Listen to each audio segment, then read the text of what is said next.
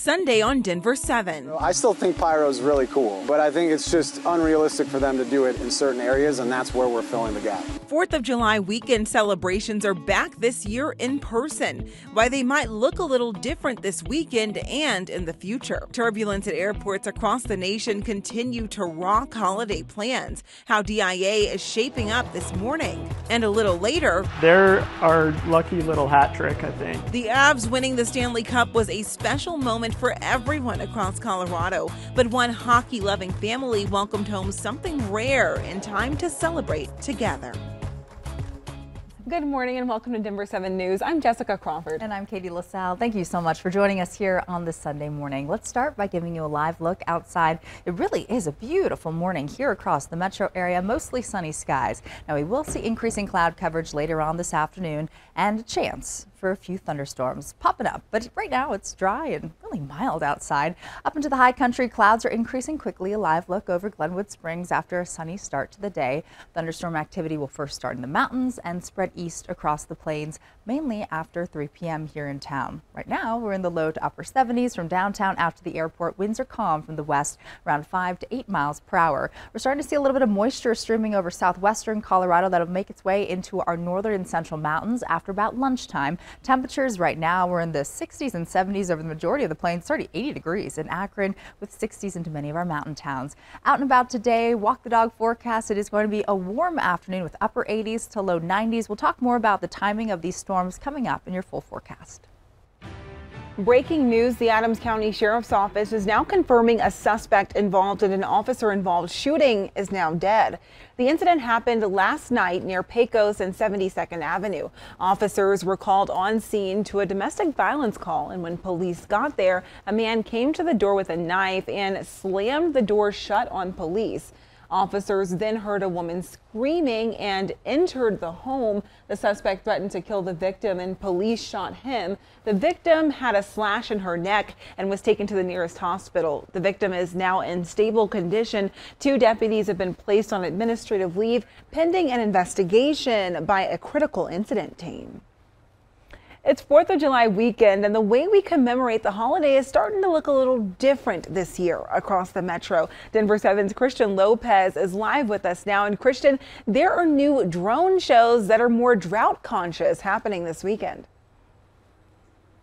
Yeah, Jessica, we're seeing firework alternatives in some cities, and the purpose of this is to reduce the risk of wildfires. We know all too well how quickly fires can spark and spread with these dry conditions in Colorado, and so to prevent that from happening here and across the nation, many fireworks shows are actually being replaced by drones. We spoke to the company Hire UAV Pro. They were brought on this year to put on a drone light display in Gypsum, Castle Pines, and Parker.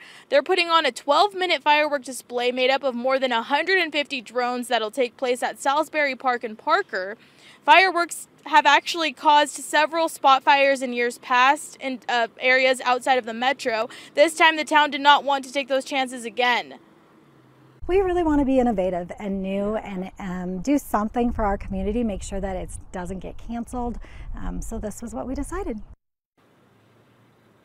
And depending on the feedback, they might bring back that drone light display again next 4th of July. And if you're looking for somewhere to watch the fireworks in Denver tonight, Civic Center Park here is an option. They're actually getting everything ready this morning. And we'll have details on what you can expect for that event coming up in our next half hour. Reporting live from Denver this morning, I'm Christian Lopez, Denver 7. Christian, thank you. And a reminder, any fireworks that explode or leave the ground are illegal statewide in Colorado, and officials in each local municipality have the ability to restrict fireworks even further if they see fit.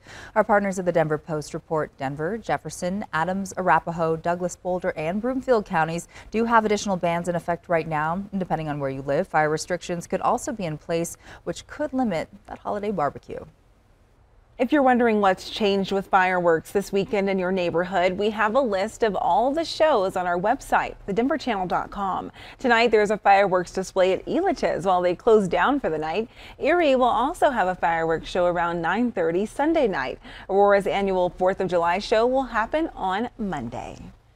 Well, holiday weekend travelers are seeing some relief at U.S. airports, but industry officials say there were still at least 2,200 flights delayed and more than 500 cancellations. Most of those delays were in New York, and that was partly due to severe weather. Here's ABC's Christine Sloan.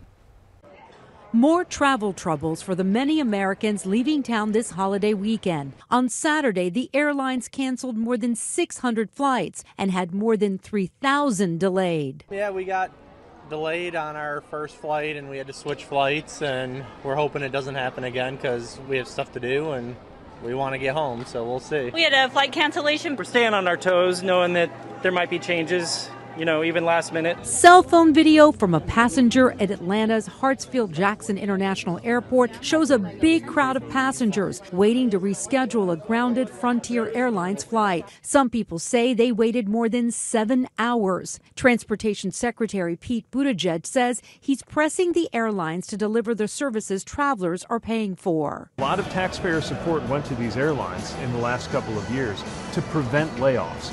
But we saw a lot of people nudged into retirement, and that's clearly something that has left the airlines unprepared. Meanwhile, a computer glitch allowed thousands of American Airlines pilots to drop their scheduled flights. The union claims about 12,000 flights through the end of July were impacted. American hasn't confirmed the number of flights involved, but did issue a statement saying the vast majority of the affected flights have been restored. But it's not just airline passengers facing challenges. AAA estimates 42 million Americans plan to drive to their holiday destinations, despite high gas prices. With the gas prices, I can't really go anywhere. And she's off for summer break. We would love to go to the beach and stuff like that, but it's just been impossible. Christine Sloan, ABC News, New York. If you're heading out to DIA this morning, so far there have been 46 delays and 11 flights have been canceled.